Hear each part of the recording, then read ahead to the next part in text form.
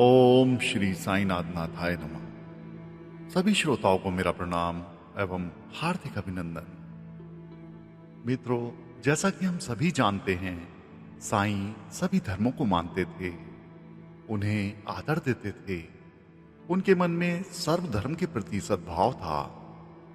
उनके दर पर हिंदू, मुस्लिम, सिख, ईसाई हर धर्म के लोग बिना किसी भेदभाव के आते थे। उनका द्वार अमीर, गरीब, उच्च, नीच, स्त्री, पुरुष, स्वस्थ, बीमार, अपंग, लाचार, समर्थ, असमर्थ, बच्चे, बूढ़े सभी के लिए समान रूप से खुला था।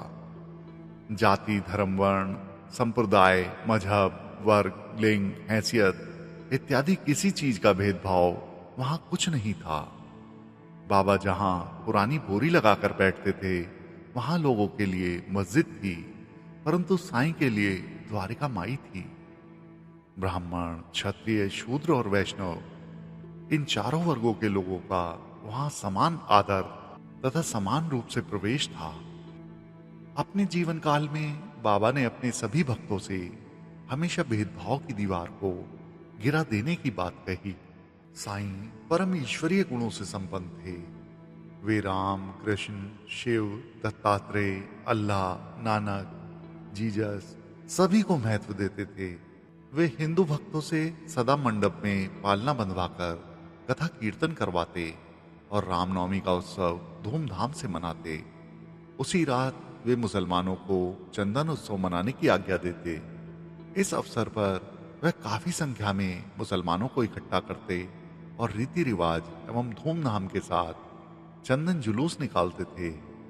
रामनवमी के अवसर पर बाबा हिंदू परंपरा के अनुसार कुश्ती और दंगल का आयोजन करवाते थे और विजेताओं को पुरस्कृत भी करते थे। इस आयोजन में हिंदू, मुसलमान या किसी भी धर्म के लोग भाग ले सकते थे।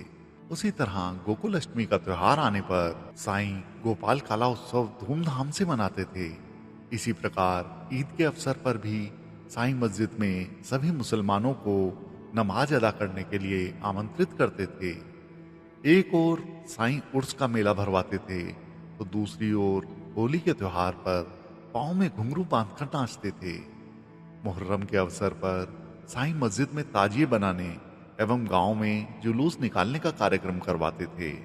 दूसरी ओर साईं की मस्जिद में चक्की चलाई जाती थी, शंख एवं घंटा नाद होता था, अग्नि की पवित्र धूनी चलती थी, हवन कुंड में घी, तिल, तंडुल अर्पित होता था, मस्जिद में आरतियां होती, अन्नदान होता, दीनहीन को भोजन कराया जाता, साईं को दक्षिणा अर्पित की जाती। इन सभी कार्यक्रमों एवं उत्सवों में बिना धर्म संप्रदाय के लोग भाग लेते एवं हर जाति के लोग एक साथ शामिल होते।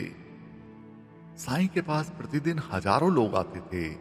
बाबा ने शिरडी आने वाले सभी लोगों को अपने अपने धर्म के प्रति निष्ठा एवं दृढ़ता रखने की बात कही। यहाँ आने वाले सभी लोगों को अपने अपने धर्मों को मानने की पूर्ण स्वतंत्रता थी। किसी के लिए कहीं कोई रुकावट नहीं थी।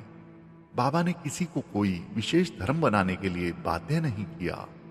उन्होंने किसी की आस्था में किसी प्रकार का हस्तक्षेप नहीं किया। बाबा सभी से यह कहते थे, पहले अपने इष्ट देव की पूजा करो, पहले अपने कुल देवता या कुल देवी की पूजा करो, फिर मेरे पास आओ। बाबा का एक परम भक्त था, मेघा। वह शिव भक्त था। वह प्रतिदिन सुबह सुबह भगवान शिव की उपासना करता था। इसके बाद वह बाबा की पूजा करता। एक बार मेघा बाबा की पूजा करने के लिए आया, तो बाबा ने उसकी पूजा स्वीकार नहीं की। बाबा ने कहा, वापस जाओ, मंदिर के कपाट खुल गए हैं, पहले वहां पूजन करो। बाबा ने भगवान शिव की पूजा करने के बाद मेघा को अपने पूजन की स्वीकृति दी। बाबा इष्ट देव व कुलदेव की पूजा का दृढ़ता पूर्वक पालन करने के लिए भक्तों को प्रेरित करते थे। मित्रों, शिरडी की यह मस्जिद वह मस्जिद थी जिसमें बाबा फकीरों के साथ बैठकर बात किया करते थे। यह वह मस्जिद थी जिसमें तुलसी दल का पवित्र पौधा लहराता था। यह वह मस्जिद थी जिसमें दंडधारी, ज्ञानी एवं हिरण की छाल धारण करने वाले साधु सन्यासी साईं से मिलने आते थे और सभी का एक दूसरे के साथ सद्भावनापूर्ण व्यवहार एवं आचरण था। आने वाले फकीर, संत या जनता को वापस जाते समय साईं एक शब्द अवश्य कहते थे, अल्लाह मालिक। बाबा के इस शब्द का सभी हृदय से इस्तकबाल करते थे। साईं ने भक्तों को बताया कि ईश्वर तक पहुंचने के लिए अनेक मार्ग हैं। इस द्वारिका माई से भी एक रास्ता ईश्वर तक जाता है। अतः जो कोई मेरा स्मरण करेगा उसे मैं भवसागर के पार पहुंचाने में सहायता करूंगा।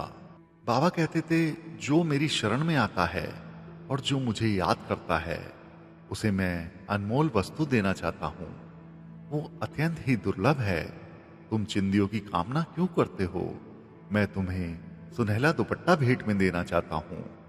बाबा प्राय असहाय, असमर्थ एवं पतित लोगों की विशेष चिंता करते थे और उनके हृदय में उनके कल्याण के लिए विशेष करुणा थी।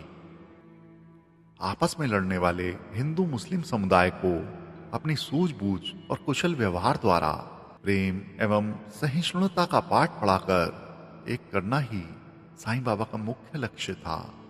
साईं बाबा अक्सर कहा करते थे, राम और रहीम में कोई अंतर नहीं, वे दोनों एक हैं। फिर क्यों उनके भक्त अलग अलग राय विचार रखकर एक दूसरे से झगड़ते हैं? सभी मतभेदों को बुलाकर हाथ से हाथ मिलाओ, दोनों समुदाय एक हो जाओ, तुम राष्ट्रीय एकता के लक्ष्य को प्राप्त कर सकोगे। एक बार रूस जापान युद्ध के समय में एक पारसी कप्तान जहांगीर फरामजी दारूवाला को जानकारी मिली कि उसके 3 जहाजों के अलावा शेष सभी जहाज पानी में डुबो दिए गए हैं। संभव है कि उसके शेष 3 जहाजों की भी थोड़ी देर में बुरी स्थिति होगी। जहांगीर ने अपनी जेब से साईं की फोटो निकाली और आंखों में आंसू भरकर रक्षा करने की प्रार्थना की।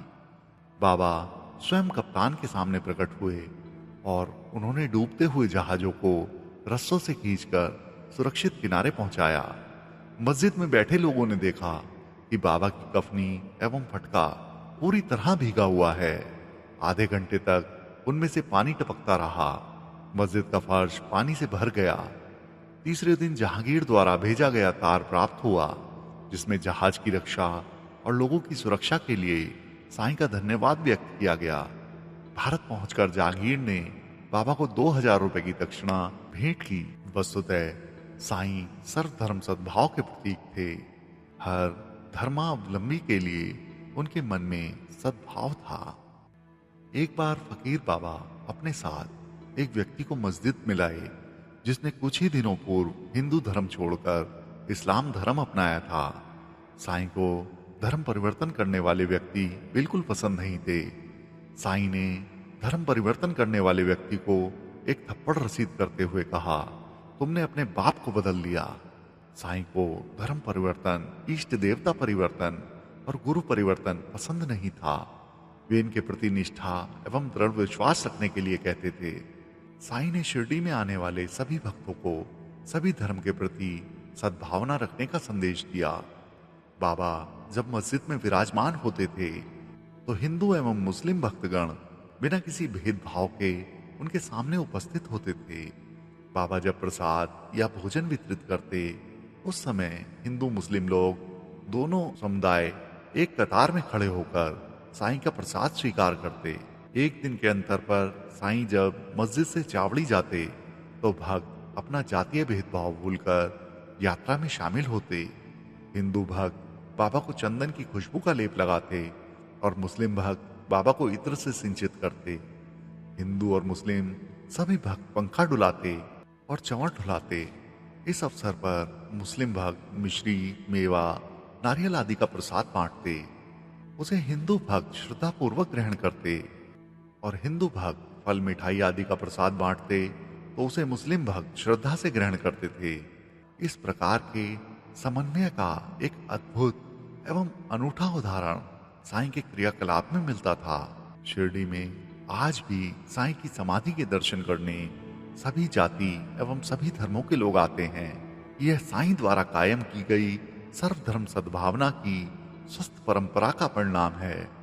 राष्ट्र की एकता, अखंडता एवं सद्भावना में साईं की दिव्य शक्ति अप्रतिम है। ऐसे सद्गुरु श्री साईनाथ महाराज के चरणों में हमारा बार बार प्रणाम है। मित्रों, आज की कथा में बस इतना ही। बाबा सबका भला करें। ओम साईं राम।